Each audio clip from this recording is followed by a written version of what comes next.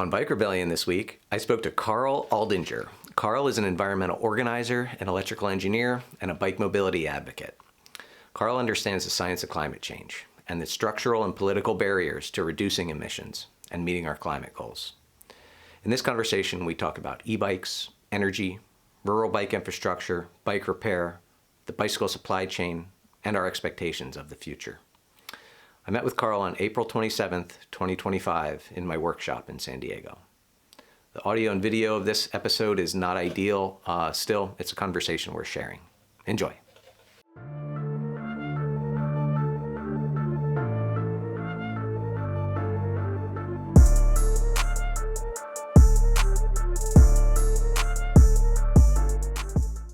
Welcome to Bike Rebellion. This week, we speak to Karl Aldinger, who is an environmental activist, I would call you, a bike guy of many moons, and a friend who's helped us with a couple of projects, really helped out with DRT and was a big part of that.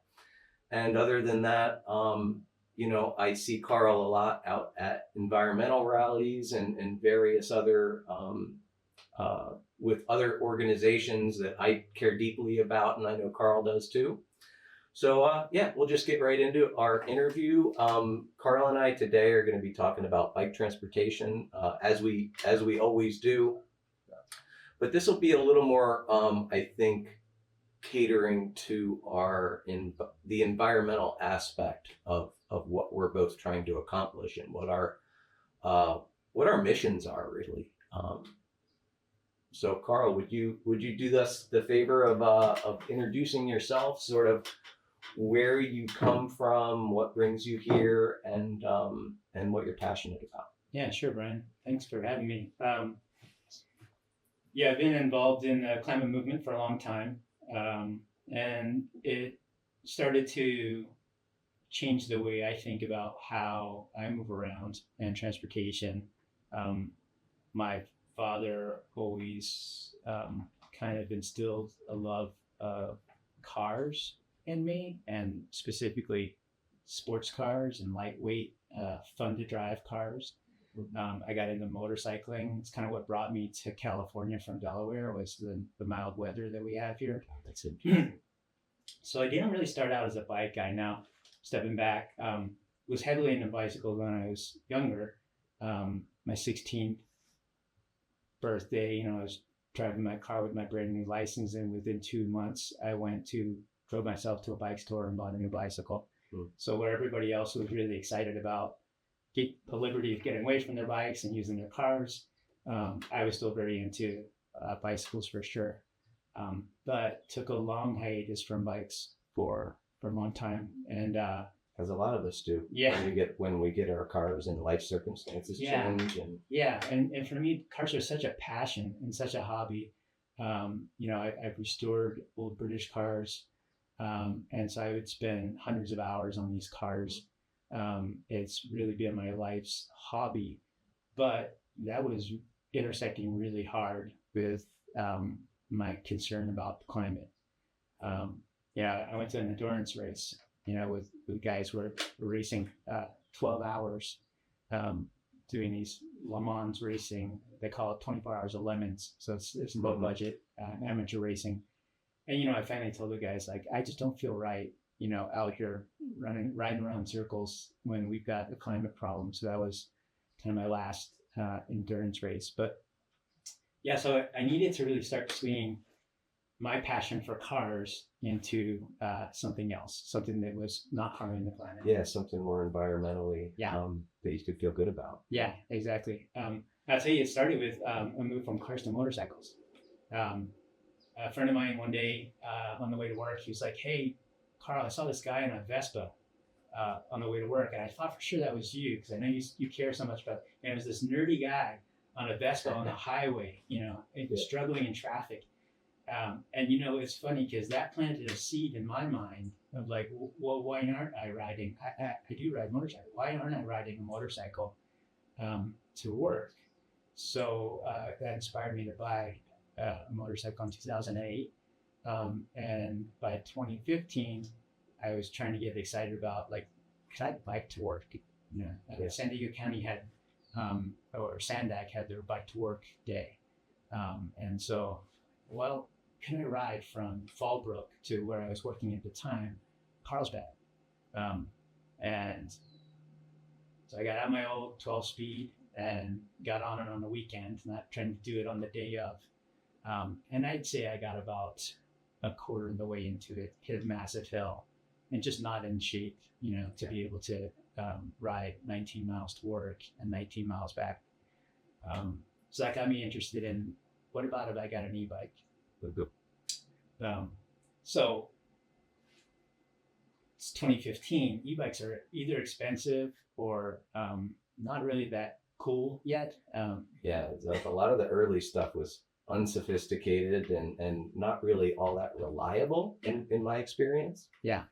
So, and I'm this guy that wants to be hands-on and do it yourself and restore and modify.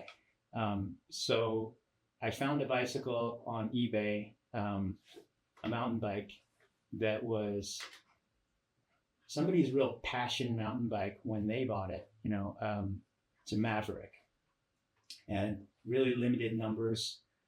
It's got front and rear suspension, and he was selling it 11 years on, but when he purchased it originally, it was about a $4,000 frame. And you bought the thing just as a frame, because that's the kind of bike it was. And you built it up with all your own components. And I think at some point I tried to list out, like going back retroactively, 11 years ago, what did these parts cost? And I think it was about an $8,000 mountain bike, which is insane. I would never spend that kind of money on the bicycle. But here I was able to buy it for $1,100. Now I had a bike with front rear suspension, and that's what I used to build my first e-bike. And I'll tell you, Brian, I didn't know whether I was going to make it to work on this bike that I had to spend all this money building, because I'm still out of shape, and I've got to climb this massive, I forget, it's like a category 1 hill, through Vista.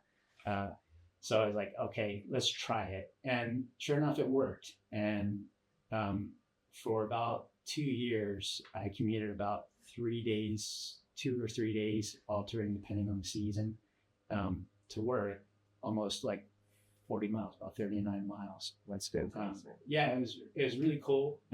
Probably the best exercise I've ever had in my life, because I was exercising for 2 hours a day. But that's 2 hours that I would have been spending in traffic. And even on an e-bike, you get a lot of exercise if you're doing it right. Yeah. If you're trying whatsoever. Yeah, I was really kitted out. My bike was, I think you could say, arguably illegal. It's about a 30 mile per hour bike. And I chose the bike that I did. It was a 26-pound bike.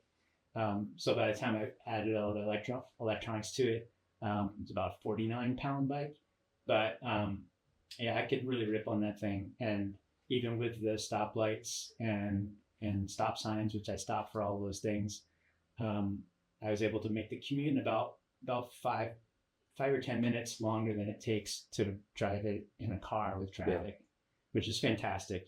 Riding past a string of cars in traffic is a pretty cool feeling. It's a good feeling. Yeah, totally. And like, what did you drive before you built that bike up? Yeah, so I was riding a motorcycle. I had restored another motorcycle, which is really painful to think about now. It's a 2-stroke motorcycle, it's a vintage. So I didn't put a lot of miles on that, but that's horrible for the climate. Yeah. 2-strokes were relegated off the road a long time ago. So, and then, we had cars. So I was able to ride a lot of different things, and pushing myself to use the bike every day, I won't lie, was a struggle. It's just easier to get on a motorcycle. Too. Yeah. But it makes you feel real good. I had access to a shower at work, which was fantastically helpful, because I was pushing myself, not just no throttle on that bike. Yeah. That's the upper limit of what you want to do, and that's an adventure every day. Yeah. So commend you on that. Yeah. That's being pretty adventurous about it, I think. Yeah, it was fun. It sometimes we're in a rut at our jobs, and I'll tell you what, the days that I rode, that really put me in a different mindset where life's not just about getting to work, being at work, getting home from work, fall asleep.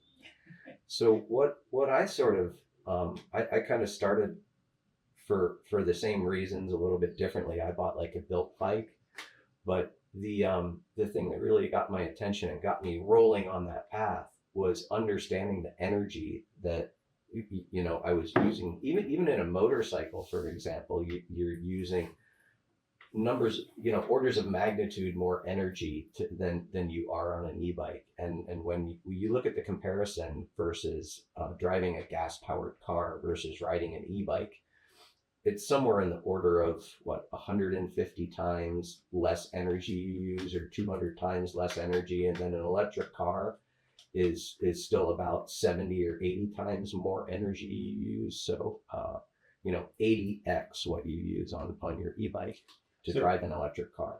Yeah. So Brian, I'm an engineer by training, and during COVID, I really nerded out trying to figure out what is the efficiency that I'm not picking up on my bicycle, being that I'm hitting the wind. This is something that cyclists study a lot. They get in their bent over positions with their drop bars, where a triathlete gets into these tough positions. Yeah. And so I read a lot about what works well for people. I wasn't about that. I was fighting through hard traffic, so I had to have my bars out here and be in good control. Yeah. I put 1.5 inch tires on my bike so I could ride over all the problems in the road rather than try to duck around them. So I can ride right over railroad tracks at 30 miles per hour because I built the bike to do that. But it got me thinking, during COVID, I wasn't having to ride to that job anymore. I wasn't working there. And reading a lot about, what is the most efficient bike? And it turns out the more efficient bike are recumbent bikes. They are very nerdy. You won't see someone on a recumbent that's not a nerd, to be honest with you. Mm-hmm. But older people end up gravitating towards recumbent trikes. And so as I was reading about a two-wheeled recumbent bicycle versus a recumbent trike, I saw that the industry was actually shifting. They stopped building most of the two-wheel recumbents because people just saw the three-wheel recumbents were really accessible for older people. Were being told by their doctors, I don't want you to have another fall. Yeah, so much safer. Yeah. So, but reading about that aero efficiency that you get in the recumbent reclined position was infatuating to learn about that. So I started looking at all these recumbent trikes, and they're $4,000, $6,000 by the time you get a good electric one. $6,500, $8,000, insane amounts of money, like you see with some of the electric cargo bikes. The front loaders that. The trikes are pretty complicated machines if you start looking at the suspension and steering and all. Yeah, so exactly. Most of them are not suspended for that reason. They try to limit how much more they cost and how much more they weigh, because they tend to weigh a lot. Mm-hmm. So that you'll see the racers are unsuspended. But yeah, some of them, they put a front suspension on. A lot of them have a kink before the rear wheel so that they're rear suspended. But there's not even a trike store in San Diego County. So if you wanted one of these things, the closest you could get, I think, was out, maybe Palm Springs has one dealer, and then up in LA, there's one dealer. They're very hard to find. So I'm reading all about these, and I start searching Craigslist, and I find one that's for sale. It was a name brand that I was familiar with, the Greenspeed, but the model, I couldn't tell by the pictures what model it was. So I called the guy up, we negotiated the price for $1,100 again. So about the same price that I paid for my other mountain bike. I bought a 2002 recumbent trike. Now, this thing's pretty knackered. It was like pretty beat up. Hadn't ever been restored. It needed work. So I took it apart, restored it, and strapped the motor on it at the same time. And the battery, my choice of the battery, since this was all kind of low budget, I was like, what year was this in? I did that about 4 or 5 years ago. Yeah. Rather than buy another battery for that, I just got a battery plate. And so I have one battery that I can shift between my mountain bike and my trike, which that's a great savings because if you ever go to buy one of these kits, that's a big portion of the money that you're spending is on the battery. And then if that finally wears out, you don't want to wear out 2 batteries and have to replace 2 batteries. You know, it just makes more sense to be able to move the battery around if you can. And so I built that recumbent trike, and man, what a blast. I mean, this is like Mario Kart. If you've ever ridden in go-kart and said that's more fun than driving a car, again, I came from little British sports cars where that feeling of speed is enhanced just by the fact that you're sitting low and there's not a lot around you, the wind's in your hair. Riding this trike, that'll do about 35 miles per hour. It is a blast. It's a big rush, and it's also incredibly energy efficient. So, you know, I've ridden that thing 60 miles with one charge. And I think the fantastic thing about e-bikes that probably people that have just experienced watching reviews about e-bikes but don't have working experience of riding one might not understand is that unlike an electric car where you get in it and you go and the car dictates when you're going to stop, you know, it's got a certain amount of range. You can slow down a little bit, try to save some energy and increase your efficiency, but you can't drive 25 miles per hour on the 15, right? With an e-bike, you can start out at low power assist, get you where you're going. And then maybe on your way home, when your 55-year-old knees are starting to give out, or you're tired because you just spent a day, you know, at a protest, or, you know, doing something that demanded a lot of hard work and attention, or maybe in my case, I would commute downtown via the trains. And that's long. That adds 2 hours to each way to everything that you're doing. You're tired. But you get back on the e-bike and maybe you crank up the assist, and you can vary it depending on, well, how many more miles do I have to get home? How much battery do I have? So, and you know, the opposite, running out of battery, we'll dial it down and use less assist and go slower. So it's fantastic that you can get a lot of range out of electric bikes in the way that I think people that use them for short commutes don't recognize. You can go long distances with them, and it's a lot of fun. Yeah, I've done a couple of 100-mile days on e-bikes carrying extra batteries and stuff like that, and it was an absolute blast. But the way I ride around town and where we ride is pretty hilly. So, you know, you go through batteries, but I get about 50 miles out of the bikes I ride most of the time, which is plenty for me. I've run out of battery a couple of times. And, you know, it's better if it's not at night, you know, in late at night, but, if you're on the right bike, you can still get home. Yeah. You know, some of the bikes will just shut down and you're stuck. Yeah, that's an advantage of having your headlight be on a separate battery system. Yeah, for sure. Since I built on my own, I haven't really gone back to it. I think on my cargo bike, I did wire the headlight into the main system. But that thing's got to kill a lot hour battery. So your like daily exposure nowadays to bikes, do you ride a lot out in Fallbrook and around town and grocery shopping and stuff like that? Or yeah, not so much grocery shopping. I think if I was not in the pattern that we already are, and we when we go grocery shopping, we crash through 4 stores in, you know, a couple of hours, and we stock up for like 3.5 weeks. Gotcha. So you don't shop that often? No, I don't. But when I take trips into Fallbrook, that's a good example of where, you know, I built my trike to be high efficiency and be able to go long distances, but it's also very fast. So I can crank that assist way up and make that 7-mile round trip much faster, knowing that I don't care how much battery I use. I don't need to conserve it because I'm going, you know, a shorter distance. Are the roads out in your neighborhood pretty safe? Or they are probably the least safe roads that you can imagine anywhere in the county. So the roads that I live on, my neighborhood, they're 2-lane, very twisty, lots of blind corners. I don't dare walk on them, and so they're very very dangerous to ride on. And then I get out to Mission, which is 4 lanes wide, but that just means that everyone drives 70 miles per hour in a 45 zone. Yeah.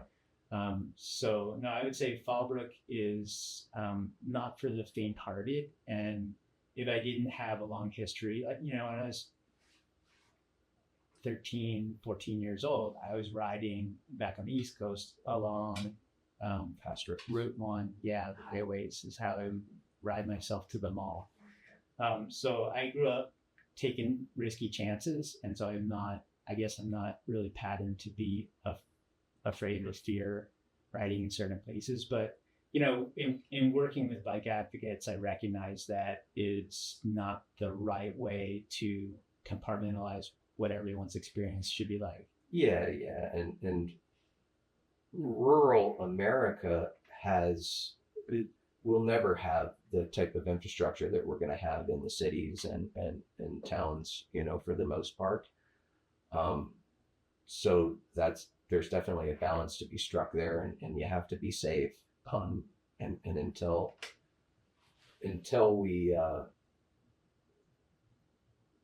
really transform the transportation system, we're rural areas are especially just going to have to. It's a great point. Bear with it, Yeah, it's a great point. At the last bike summit that we both went to, I saw a good talk on the advisory bike lanes, and that opened my eye to something that could be done in the rural spaces, which it's still kind of an edge case scenario right now. But I think looking towards a future where most cars are retired and people are moving around with micromobility and with mass transit a lot more, even in the rural spaces, I have a lot of hope that we can transform even those sketchy, scary roads into ones that people can reliably use their micromobility. And I think that in a lot more rural settings too, just a trail system makes a lot more sense than building bicycle infrastructure along the street. Having sort of a separate trail system that's established for bike transportation, and like in what's going on in Arkansas and like Bentonville and various other places right now, they're actually building trail systems out in the rough, away from the roads, where you can actually get from A to B. Yeah. If you've ever experienced a greenway, it's pretty remarkable. And there's a space that no cars are allowed on that has really good berth that you can rip on an e-bike and not make people angry, because there's enough space where everyone's sharing that space responsibly. Yeah, last time I was in Europe, I spent a lot of time on greenways and just sort of rural bike infrastructure there, and it was just an amazing experience. It was, and it wasn't.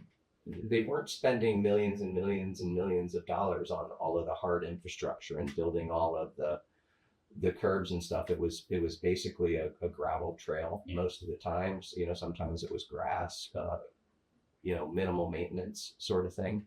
And once it was set up, it would almost maintain itself. Yeah. One of the challenges I see with rail trails around here, they're fantastic if you've never been on a dedicated bike trail. But I know my first reaction to the one in North County through Vista was that it's narrow, and although it had the benefit of riding right alongside railroad, which is very, very flat, they chose to offset it by the wood and make it super hilly, which I think in retrospect they're going to look back at that and say we were hoping to get a lot of people commuting on these things. You really need to think in terms of let's make it wide so that you can handle different speed cyclists, people using it for their recreational walk, their dog walk, and still have that space to have a lot of people use it at capacity. I saw an interesting piece about a major bike lane they had in New York City, and they're asking these people on the 2-year anniversary of it, so what do you think? They're like, it's not big enough. Like, now that we've invited New Yorkers to ride on this, there's too many of us. Yeah, and it's not big enough. So I hope that as we look towards this, either advisory bike lanes or when we are setting up bike lanes in urban cores, that we do think about making them sizable, because that commute that I was doing from Fallbrook to Carlsbad, I would pass people on non-electric bikes, and I was going double their speed up the hills, triple. And just imagining, we don't want little kids to have to be going fast to be on the bike lane. We want them to go whatever speed they want to, wherever speed they need to. We want people to be able to ride a mix of acoustic and electric bikes. But I think right now we're feeling so cornered that we just have to ask for the scraps of whatever bike lanes we can get. From a climate perspective, I don't think it's as forward looking as we should be. I think we should be looking at we're going to rely heavily on these. And frankly, I have a different outlook than most people. I think we're going to retire all the cars. I couldn't pretend to tell you what would happen. But I think the people that believe that we're going to have cars in 100 for many years. generations, I think Right. they're sadly mistaken. I don't think they understand how much of an impact it takes just to build an electric car. Yeah. So that guides a lot of what I'm interested in right now, is understanding how are we going to transition people to make good use of mass transportation in a way that we have not in any of our lifetimes. Yeah, I've thought deeply about that and where things could potentially go. I like to try to think long term, and cars ain't it. The to my sort of not expert analysis, I've lived in places that had good public transit, good trains, Boston, for example, where you could get everywhere you needed to be on the T, and that's what needs to be everywhere. We need trains in the urban core, and even going out into the, there needs to be a complete transition away from cars to trains and bikes. And that's sort of the end game. That's where we will be in what I see, 75 or 100 years. Trains are definitely the most efficient way, going back to, nerding out engineering, how do you move masses of people around. I know you're not a big pro bus guy, and I am not a big pro bus guy either, but I do recognize that planners have to rely on buses as being the easier route for someone to ask for money to expand their mass transportation. The reason why, you could do that is you say, well, it's flexible, and if people are not using it, we can reroute it. With a train, you choose your route, and it's there for 200 years. Yeah. And so you really have to be more conscientious. You need to plan it properly, Right. For sure.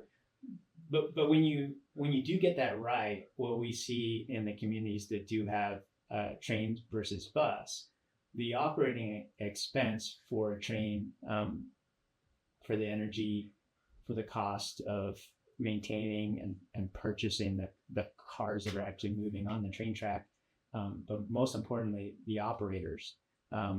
It is so much more cost effective to run trains. And thinking forward to, will we automate that?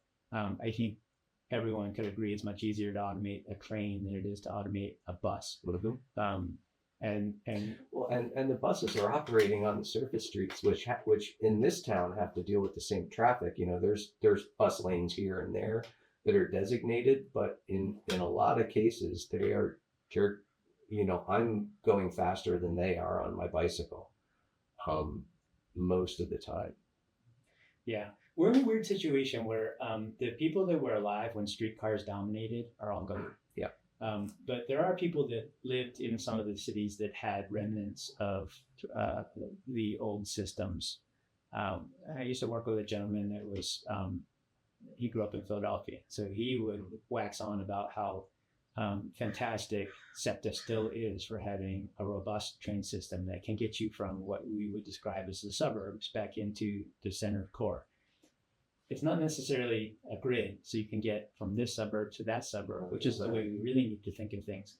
If I'm in Encinitas and I need to get to, El Cajon, yeah, I could pass through the city. But if I'm in Encinitas and I need to get to Santee, how would I do that?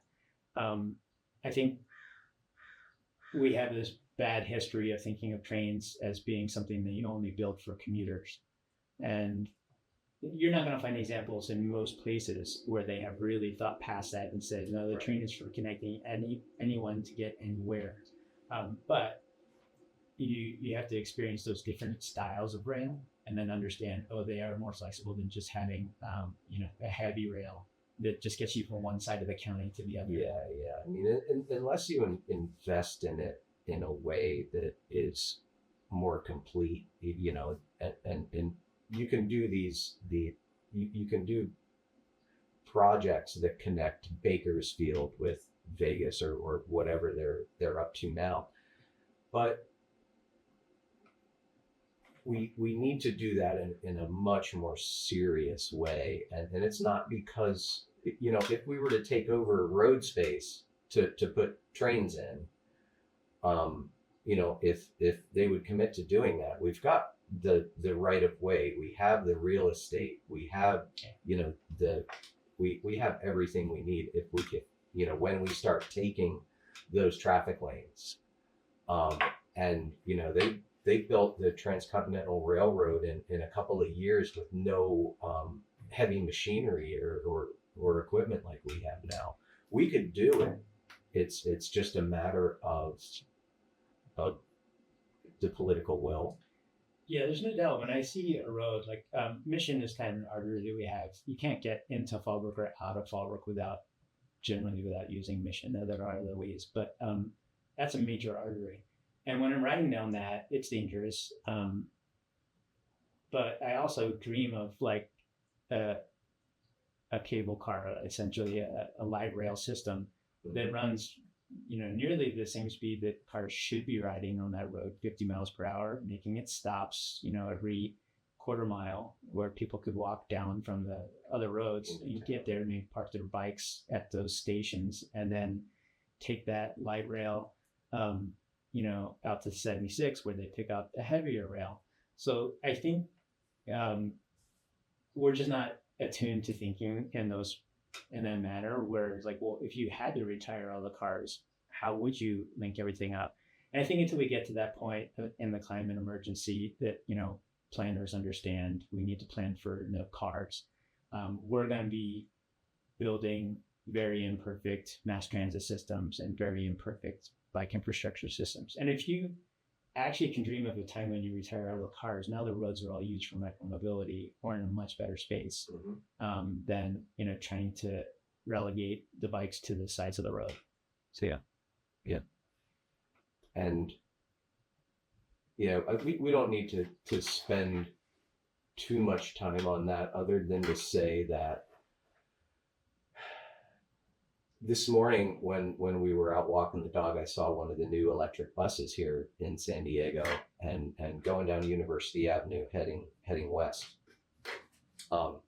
Beautiful bus. I think it runs about $1 million. Weighs an astronomical amount of just all the batteries and how humongous this vehicle is. And there was one passenger aboard. And to think about just building that bus and powering that bus and the toll that bus takes on University Avenue, if you've ever ridden it, the whole road is just destroyed by buses.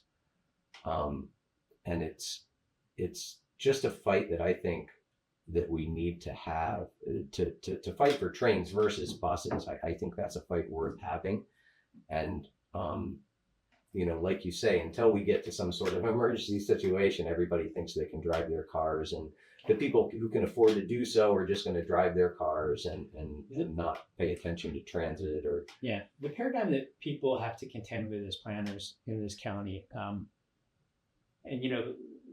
There was an early plan during one of the more recent Sandag major plans that they might put in rail down the 15, that they might put in rail across the 76.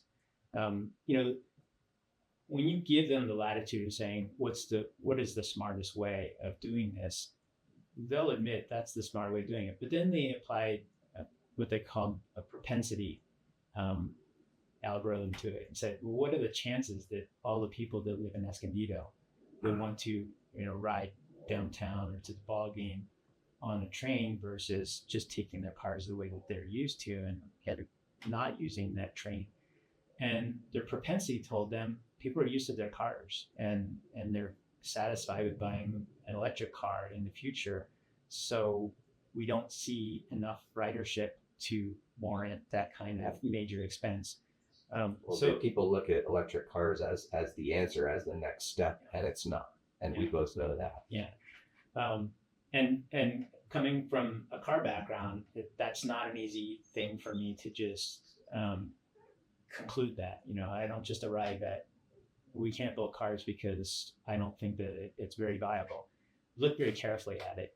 And frankly, the emissions that we have for our housing, for our food, for all of the infrastructure, we're not anywhere close to meeting what we need to do to get to zero carbon emissions. And so the folks that are planning for electric cars for generations have not done that math seriously. In fact, nobody's done that math seriously about our entire, society. And so that part's a little bit sad because, again, how long does it take to build out a county for rail or the country for rail? 10 years, probably. No, it actually takes a really long time, but in an emergency fashion, you're right. You could do it in 10 years. If we had to do it, we dropped everything. On Sandag's current schedule, it'll take 250 years, but we could do it in 10. Right. So that's the question: is which of these countries will actually understand the sense of emergency and ban cars altogether and move towards satisfying mass transit that makes everybody say it's okay that we don't have cars because our mass transit system is so complete, so quick and efficient. So yeah, I tend to watch that stuff carefully. We really gravitate towards, look what's happening in the Netherlands. Like, they've got it all. And I think if you talk very carefully to the people, in the bike cities about what does life look like just outside of the bike cities, they'll say, well, people have bikes and they understand if they strike someone with their car that they will go to jail. So in general, biking is better everywhere in the Netherlands. They won't admit to you that, or say to you, and we're handling the suburbs with bikes too. It's just not the case yet. And so even these societies that we think really have it done well with bicycles, I think there's a lot that they need to learn as well. So it's really interesting that we use them as a model and say it only took them 70 years to get to where they are, or 50 years to get to where they are. So let's begin our 50-year journey. That doesn't fly with me. I think we need to look at what they've done so far, and then also say, and where will they need to be in 5 and 10 years, and how will they make it accessible for folks that live in the suburbs of those cities to get to all their, rail hubs, so that the connectivity is there to retire cars. And realistically, people will need to adjust their transportation habits. They will need to adjust how far they live from work. They will need to adjust, a lot of different aspects of modern life. But we don't have a choice. Right. The longer we put off making those adjustments, the more extreme they will have to be, which is, I know that that it's so hard to be aware of sort of the things that we're aware of. We've done the required reading. We sort of understand the math of the energy, of the resources, of the state of play. And we're the two people that ride bikes and have made those adjustments to our lives. And I know a lot of other people have too, for those and other reasons. But to get the politicals on our side is something that I'm not super optimistic about. unfortunately. Yeah, well, if you talk with seasoned politicians, what they'll tell you is it doesn't matter what I believe. What I need is some groundswell, and a good politician will drive that groundswell. But ultimately, they're not able to work within the system and move things the way that they want to until they can prove that the people are on their side with it. So, And money in politics is yeah. is a big part of the problem. You're right. I was just thinking about that conversation about like, will whatever happen, what would it take? I look to science fiction and what it tries to tell us the future will be like. And so you have the real futurism science fiction that shows that everyone just is living a bright and shiny life in a bubble somewhere.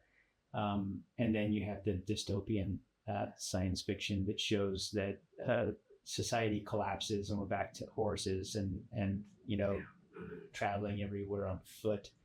And I don't think that we're going to get, I hope that we're not going to get in that latter situation, but I know for sure we're not going to be in the former situation where everything is just shiny and things get better and better and better and more clinical and clean, and there's no hardship in how we move around. I think we have to be realistic with ourselves. If we're going to take a major step backwards the way that they do when there's a major war, you see people lose their resources. So they don't drive cars for 10 years after a war. They're back to bicycle or very small vehicles because that's all they can afford. They've expended all their resources in the war. We're going to see the same thing when climate hits hard and it kind of whacks the economy, and we're trying to do a major reset on how are we going to survive this thing. Transportation is going to take that hit. And I think in some ways we're in a really good spot because we've proven that we can get 50 miles on a bicycle. And I don't consider these e-bikes to be high-tech pieces of equipment. I think I'm an electrical engineer. They're low-tech. There's nothing... Lower tech the better, in my opinion, too, because the more complicated and connected they get, the less reliable they get. Right. So these don't have to be high impact. They are extremely low impact. In fact, the bicycle is the most efficient way for any living thing to get around on the planet. And the e-bike is actually even edges that a little bit in a way that is kind of hard to speak to, but it's about how do we procure our food, how much energy we use actually, and then what are our limits to how far we can go. You mentioned earlier about 15 miles, in one direction might be the limit for most people. But if our e-bikes were all able to get us around safely at 35 miles per hour, that would change everyone's mind dramatically about how far you could, not how far you should go daily, but how far you could go.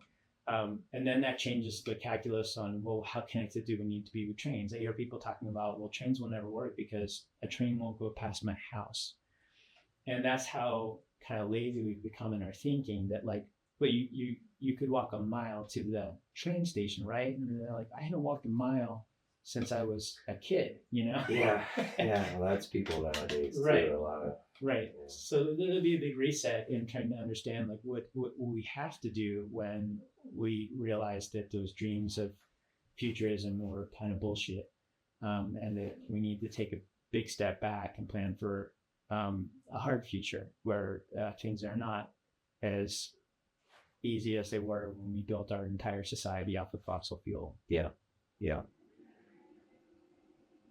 And what I find being so frustrating, to be honest, is that solutions exist and we're aware of them.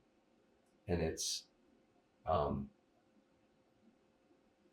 and primarily the system was built over the last 100 or 150 years that was sponsored by the automobile and oil companies, that they were running the show all of that time. And to dislodge, to dislodge them, but then to turn around that momentum that is still very real. is I don't know if it's realistic to think, to think in those types of terms even. And it's frustrating because like I say, the solutions do exist, but in being a pragmatist, it's hard to see them being employed. One of the things that was a big offering that I saw coming from the right, people in the climate movement that were sort of right-leaning, a lot of them came up with this idea that carbon tax would be the way to do it because they're used to capitalist thinking and that, like, we need to incentivize people by this tax. So I went to look into that because at my core, I didn't really feel like this is the right way to do it, but I want to be, analytical about it, try to figure out like who's done it, how and where has it worked. The example people will give is, well, they did it in British Columbia and it was fantastic. They happened to do it at the same time that we were entering Great Recession. So where they showed that when they implemented the carbon tax, people went electric or drove less. That actually was the case kind of everywhere. If we were entering a recession, a lot of people lost their jobs. People were tightening their belts. So driving went down everywhere. And that was kind of a false signal that the carbon tax was working. It's funny how a lot of data works that way. Yeah. But they would point to this report that they had written showing how effective the carbon tax would be. And this started to annoy me. So I actually reached out via LinkedIn to kind of wrote the report, and he was a grad student at the time they wrote it. And so I had this long discussion with him about, did this really show what everyone's saying it showed? And he was like, yeah, it does work. But then when we got into the details, I thought it was really interesting. I'm like, so people will naturally just drive less or not drive at all, and they will they will get electric car. And he's like, no, that's not what this report showed. What this report showed is they would move from an SUV to a mid-sized car for the next generation. And then for the generation after that, they would move to an economy car. And I'm like, whoa, wait a second. We don't have the time for all of that. It's like, well, that's what the report was showing, is that it's a very moderate effect. The problem was this was a tax with a dividend. So they taxed the fuel, which was being passed on to the consumer, but then they took the money and they gave it back to the consumer in their mailbox. You were getting a check back from all this taxation, which is how they did it in BC, and they were starting to do in all of Canada. And what they're finding is, like, no, if you pay people, you haven't really given them incentive because you've started to ratchet up how much it costs them to drive, but you've given them that stipend back that they can then choose to apply to that. They thought, well, but given the choice, wouldn't you still buy the Prius and then use the money for something fun? And the truth is, people don't think that way. They think in terms of what they have been doing and that they have to keep doing that. And so carbon tax, and Canada's now repealed their carbon tax, which was a big first step for their new PM to do. But they were finding that politically, they were starting to lose. The Liberals there were the Liberal Party was starting to lose its backing of the population because of this carbon tax. Yeah, so there's like, hey, it's not very effective. We can't prove that it's very effective, and we're going to lose to conservatives who are then going to come in and crank up the oil production.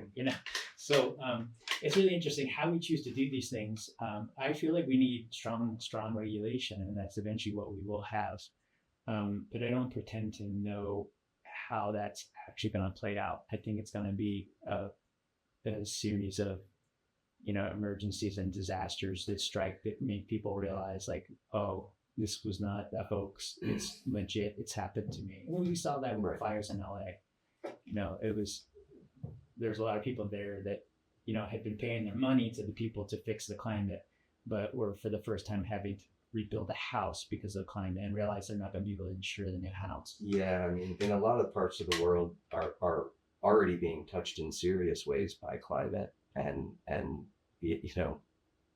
several countries. It hasn't really come here yet. We're insulated from it in a lot of different ways. But I was reading an article about what's happening in the insurance industry and how that's affecting with the real estate market, and there's a lot of signs already that the climate is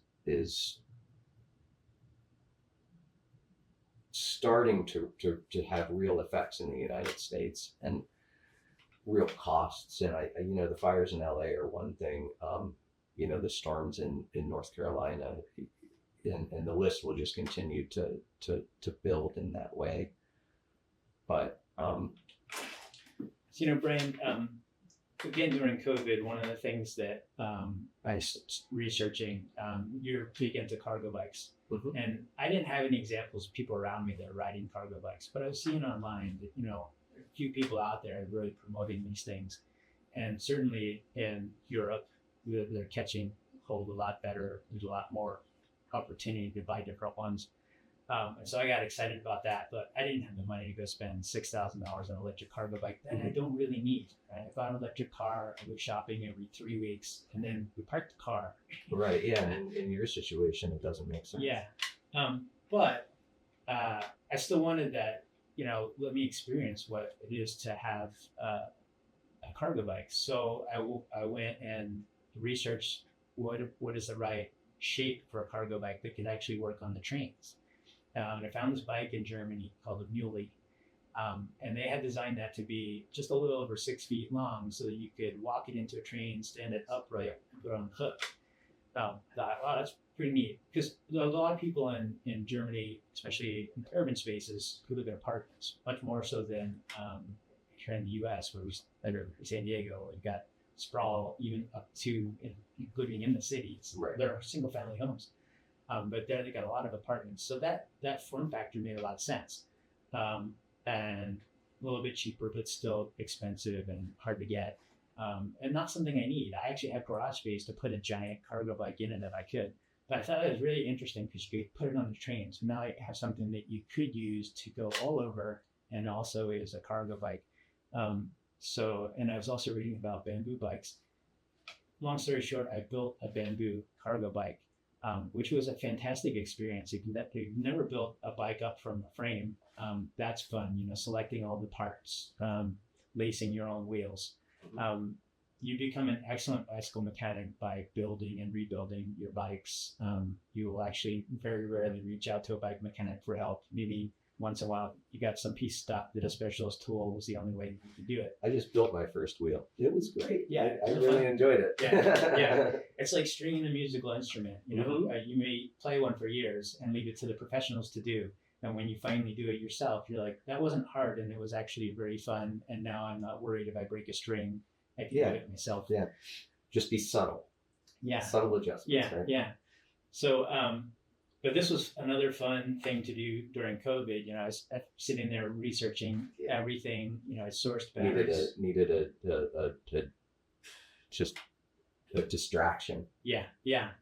I sourced batteries from the used scooters, Chinese scooters. They were importing these used batteries. So I found those, I think, off of a Facebook post.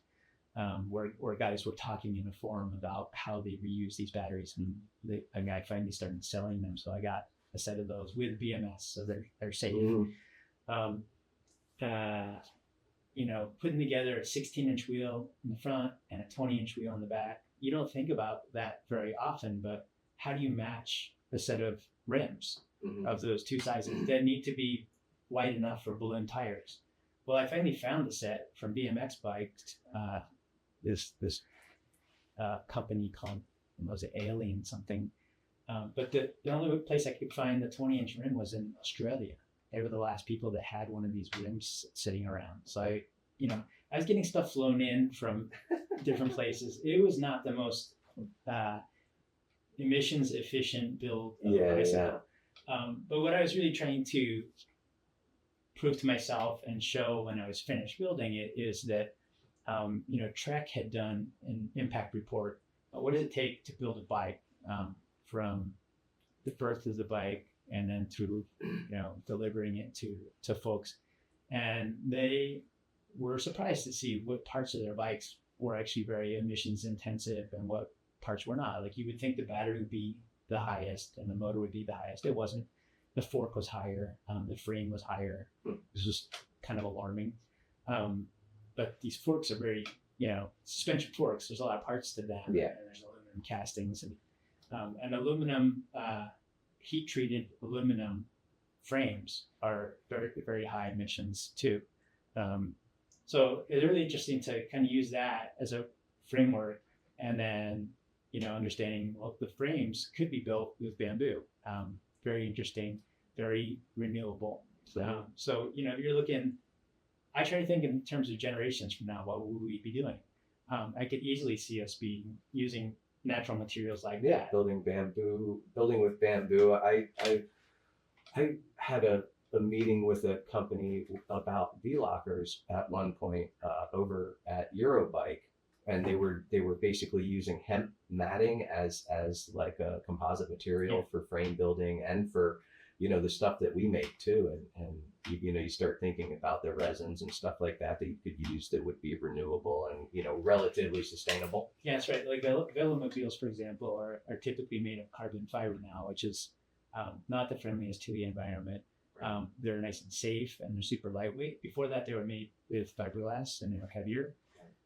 But people have experimented with building those with hemp too. It's basically you're just making a mat, Lattice, and then a resin. So then it comes down to well, how can we make it light enough so that it's not terribly burdensome to ride? Yeah, we live in interesting times, and the when thinking about the resources, how big a hole we have to dig to build a bicycle. Or you're trying to source old used parts, figuring out how to try to keep this thing alive. So you got like the classic case is the old Mini Cooper, like the original Mini Cooper. They built that thing for like 40 years or more, I think. So it's like a Volkswagen Beetle is here. You can open up an aftermarket catalog and get any part you need for a Mini, and you can kind of keep those things on the road forever. What's interesting is, as a person that's been doing his own bike mechanics for years, I recognized early on these parts are all interchangeable.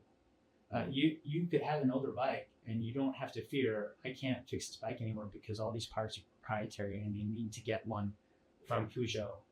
That's not the case. They're very interchangeable. And the few times that they changed bottom bracket sizes, they did that as one major shift rather than every manufacturer built their own. Right.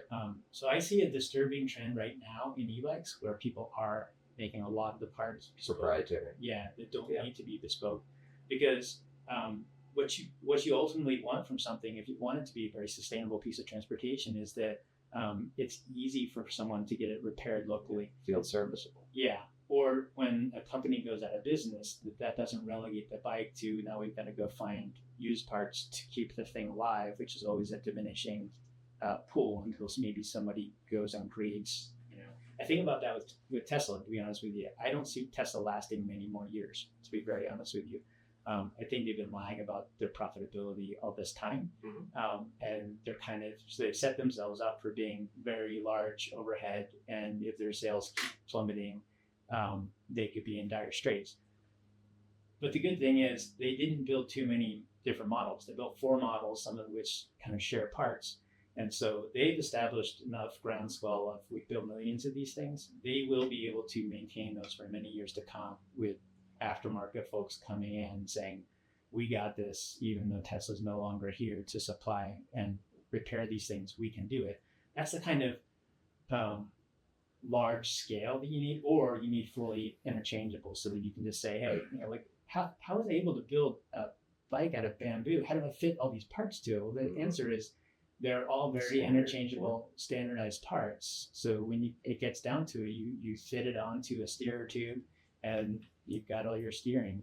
At the back, you've just got slots that you slot your wheel and you've sized it to be a standardized size.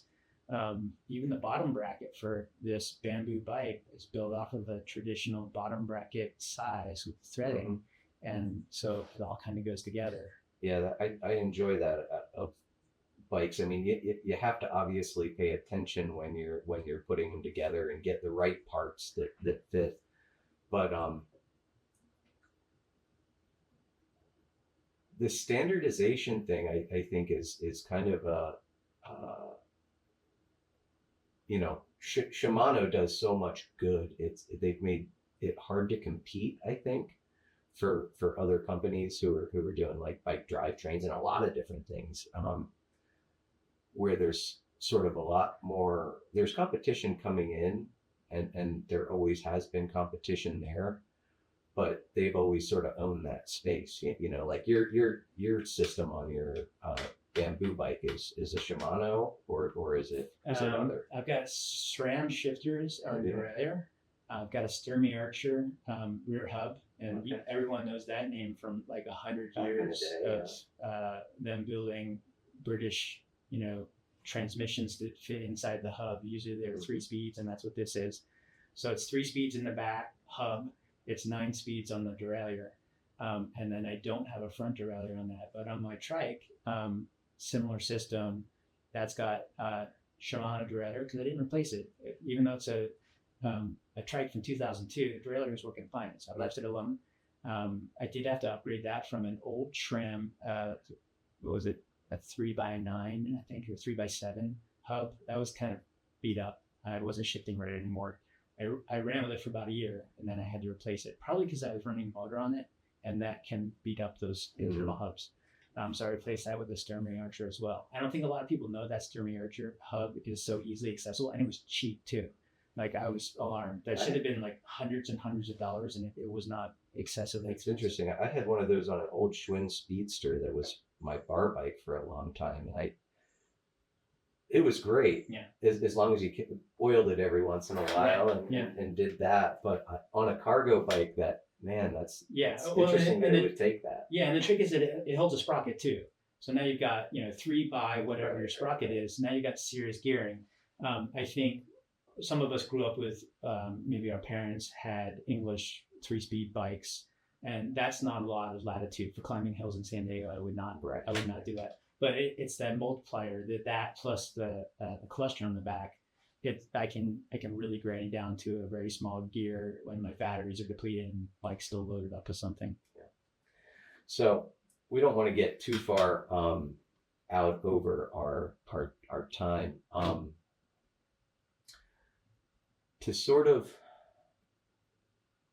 So we've talked kind of through a lot of environmental stuff, which we're both super passionate about, and I think on the same page and in similar phases of understanding on sort of where we stand and where we're going from here.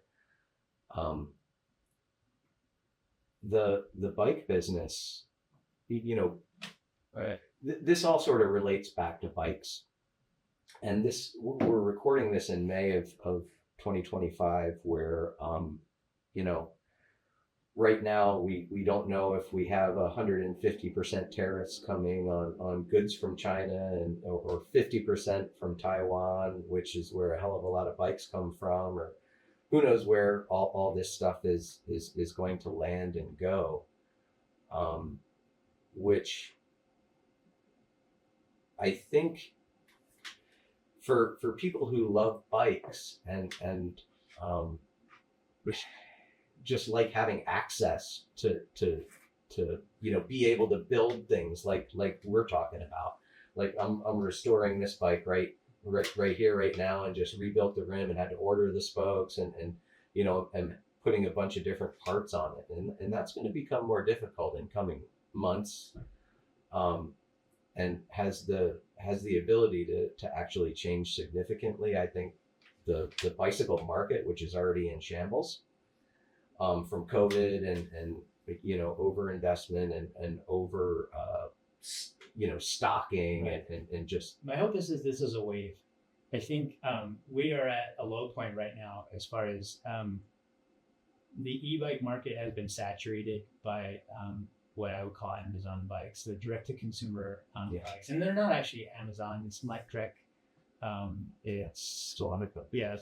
There's a good handful of companies that have really dominated the market, and then there are a ton of companies that you kind of call the AliExpress. Like I don't even recognize that name. It's okay. Buy this cheap bike junk. at Costco or Walmart. And I don't see that as being the actual right future for the way we treat our micromobility. I think that if you look past what we've been spending on cars and you start to shift that towards, I do have to spend a certain amount on quality micromobility that is maintainable and potentially upgradable.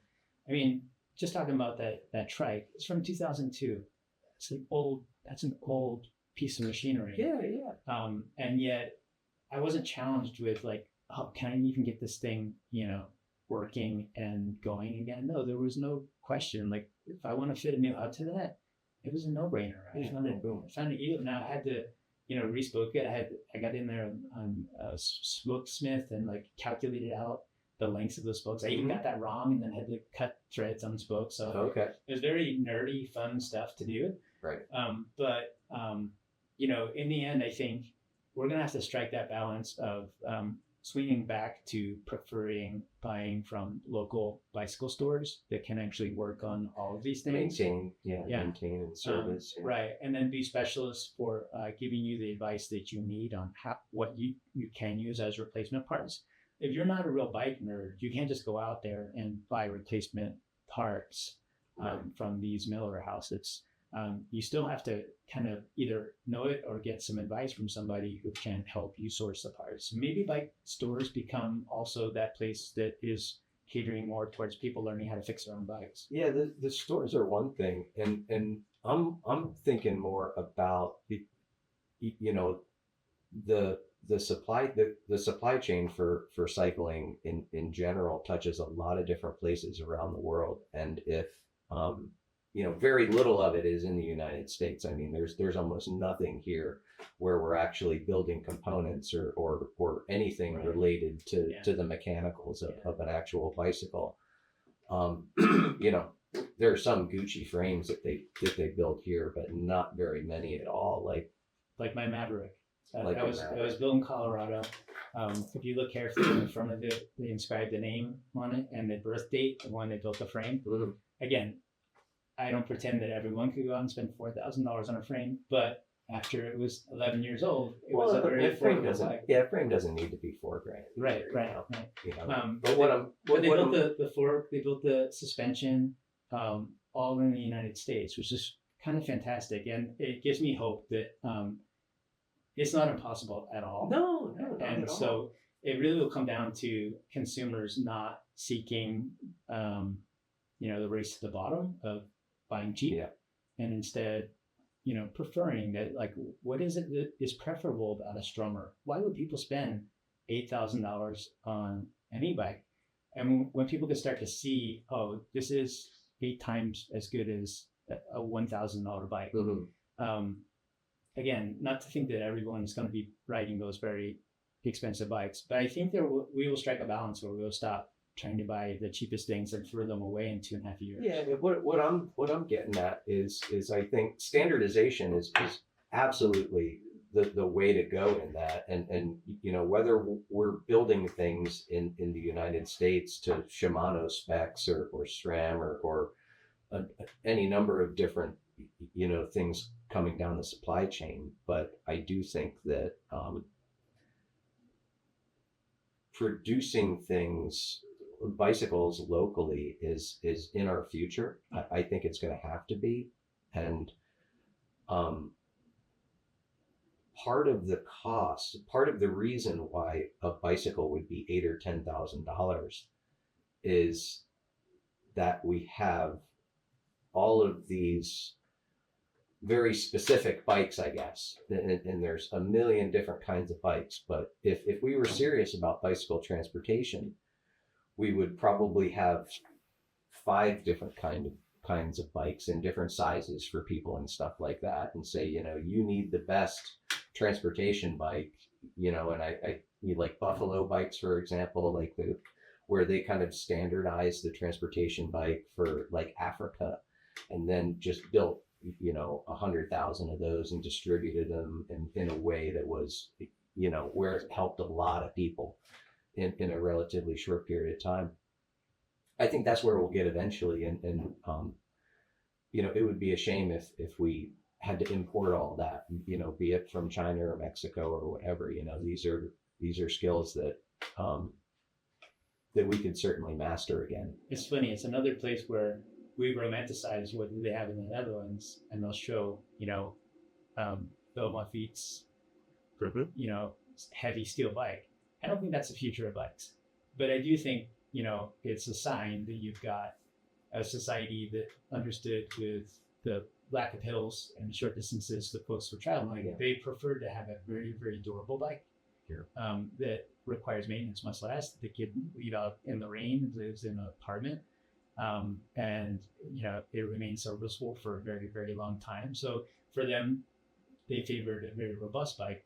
If we're trying to cover major miles, maybe we need lighter bikes. Maybe we need highly tuned high speed bicycles. So I think there will definitely be spaces for lots of different types of bike transportation, but I don't even think they'll necessarily look like what they do today. Again, go back to, is a recumbent the wiser place for us to be when it's actually safe to ride recumbents on the road? A lot of people see me on a recumbent, they're like, I can't see you, you're too far down, you're not visible. Yeah. And there's a little bit of truth to that, but mostly that's people's perception. All right. So in the interest of time, we're not going to sit here and bullshit forever. So let's see. So we kind of went deep on a lot of different stuff. As a wrap up, I think what I'll sort of ask is for, normally I would say who you want to shout out, platform, suggest a guest, or some type of media, whether it's a podcast, whether it's a movie, stuff like that you would like to sort of suggest, platform, a podcast that you found personally useful. So I listen a lot to Active Towns, but I learned a lot about cargo bikes watching Randlband. I think it's how it's pronounced in German. Okay. So you got to use your subtitles, but that guy has covered cargo bikes and electric cargo bikes ad nauseum. And it's really fascinating to see all of the variety that is available when you're in Germany and you're kind of, cherry picking from all over Europe. So that's really interesting place to get up to speed on what's available. Okay. I would say for future guests, we've got some folks that have worked in local government here that do ride bikes and that didn't intend to be in government their whole lives. So. Okay. I'll talk to you after about, some names. Yeah, some names. And then one of the guys that I'm taking a film class with right now is a guy that, does contract work for planning. And so I would say, maybe we'll have you talk to Tom about what it's like to try to get bike infrastructure in and the struggle it is to even keep it because they're losing some of theirs in Encinitas. Yeah. But we've had some fantastic conversations about what it's like, what it's the kind of success he's had in putting in very provocative transportation systems all over the world. Because again, we don't want to limit ourselves to what we think we can get done here. We want to look at what is world class and beyond, so that then when we're trying to suss out what we should do here, that we're shooting for the stars. Right. We're building for the future. We're not building for the present, sort of thing. Yeah. And in your sort of so that was Rundlefund or how do you say that? Randlband. Randleband. Yeah. I found some some German. Gosh, I'm trying to think. I follow them on Instagram, and it's basically this couple that just travels around the world on e-bikes. They also have like a sprinter type van that they go on adventures with. But most of their stuff is them, the two of them on e-bikes on Reese and Mueller's with their dog in a trailer, like going across Asia, like going across the desert. Yeah. So it's fascinating, but I don't know that I learned a lot from those guys other than it was just inspiring to see what they were capable of. Yeah. But they don't get too into the sort of the tech end of things. So, well, thank you so much, Karl, for coming to the Alley of Death and being a part of this. And I think we'll obviously talk again soon in the future about bike stuff and about environmental stuff, and keep up the good work, man. I know that you're one of the guys with you don't mind saying things that I think a lot of people are hesitant to say about climate and the sort of path that we're on and what's possible. And it's important. What you're doing is important to sort of get the word out, and I wish it was easier to reach more people and to really get those messages across. And I don't know how we do that better. It's just sort of continuing to network, I hope, and just build followings and build voices in those ways. But it's important work. That's why I'm taking a phone class now. I'm trying to kind of follow, and what you're doing is, I've been advocating in front of local governments as an organizer, both with Sunrise Movement and with Sierra Club, and that has its limited abilities. But I also want to try to reach out beyond that local audience and really, alert people to totally. what kind of challenges that we're facing with sustainable transportation.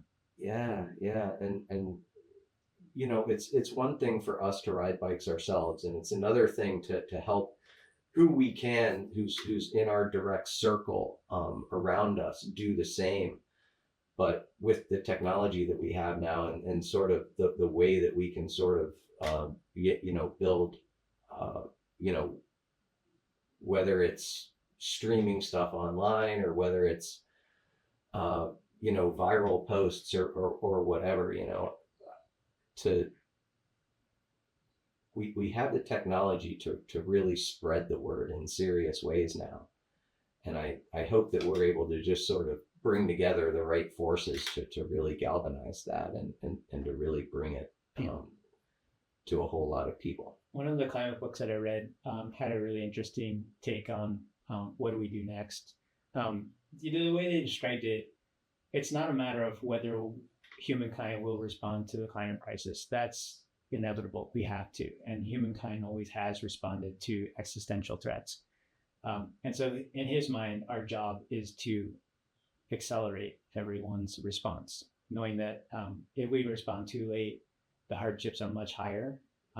The outcomes are much worse than if we get people to be much more forward-looking much earlier. And so I like to think in terms of transportation, we have a lot of work to do with changing transportation. And we know it's a slow-moving thing because of capitalism and everyone's vested interests and what they want to keep. So I'm out there trying to act as a very small example in my community that you can use a bike for transportation. So I don't wear Lycra. I try to make sure that people can be aware that I'm out there cycling to get somewhere, not just for fitness. And I think maybe that's a small way that we start a revolution, is the folks that are biking for transportation be very methodical and thoughtful about how they're setting examples to the rest of the people in our community to help, light them up that that's possible. Yeah. No, it's really important work. And unfortunately, the path we're on, we'll be well placed to rebuild after the collapse. That's the way a lot of smart people are looking at it now. They're not even trying to do the hard work now, and they're just sort of getting positioned, which is it's a shame, but it's sort of where the smart money is, unfortunately. Yeah. All right, well, let's call it there, and we'll do a nice outro that's hopefully not gonna fucking have anybody blowing their head off after this.